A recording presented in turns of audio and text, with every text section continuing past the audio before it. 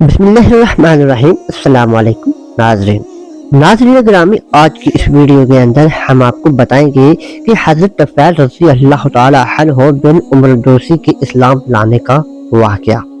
تو ناظرین چلتے ہیں ویڈیو کی جانب۔ حضرت طفیل رضی اللہ تعالی عنہ بن عمر الدوسی مکہ مکرمہ میں آئے۔ یہ قبیلہ دوس کے سردار تھے اور نواحِ یمن میں ان کے خاندان کی رائسانہ حکومت تھی۔ طفیل رضی اللہ تعالی عنہ بذات خود شاعر اور دانش مند شخص تھے۔ اہل مکہ نے آبادی سے باہر جا کر ان کا استقبال اور اعلیٰ پیمانے پر خدمت اور توجہ کی۔ طفیل رضی اللہ تعالی عنہ کا اپنا بیان ہے کہ مجھے اہل مکہ نے یہ بھی بتایا کہ یہ شخص جو ہم میں سے نکلا ہے اس سے ذرا بچنا، اسے جادو آتا ہے، جادو سے باپ بیٹے، زن و شوہر اور بھائی بھائی میں جدائی ڈال دیتا ہے۔ ہماری جمعیت کو پریشان اور ہمارے کام ابتر کر دیے ہیں۔ ہم نہیں چاہتے کہ تمہاری قوم پر بھی ایسی ہی کوئی مصیبت پڑے، اس لیے ہماری پرزور نصیحت ہے کہ نہ اس کے پاس جانا، نہ اس کی بات سننا اور نہ خود بات چیت کرنا۔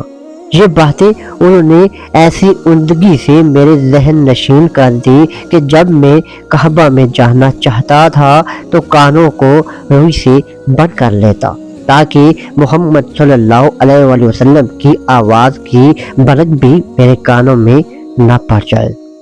ایک روز میں صبح خانہ کعبہ گیا۔ نبی کریم نماز پڑھ رہے تھے۔ کیونکہ خدا کی مشیت یہ ہے کہ ان کی آواز میری سماعت تک ضرور پہنچے، اس لیے میں نے سنا کہ ایک نہایت عجیب کلام وہ پڑھ رہے ہیں۔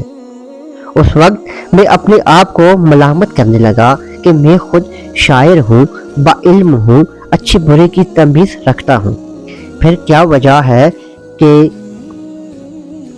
اور کون سی روک ہے کہ میں اس کی بات نہ سنوں؟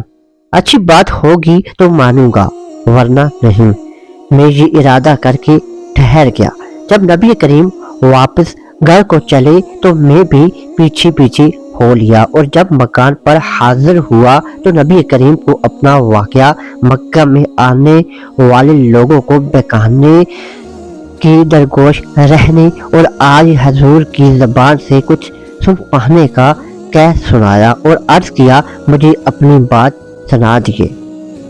نبی کریم نے قرآن پڑھا، بخدا میں نے ایسا پاکیزہ کلام کبھی نہ سنا تھا جو اس کی قدر نیکی اور انصاف کی ہدایت کرتا ہے۔ ہر طفیل رضی اللہ تعالی عنہ اسی وقت مسلمان ہو گئے۔ اللہ پاک ہم سب کو نیکی کی طرف عمل کرنے کی توفیق عطا فرمائے۔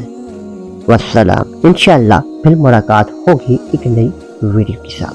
تب تک مجھے اجازت دیجیے گا۔ اللہ نگہبان۔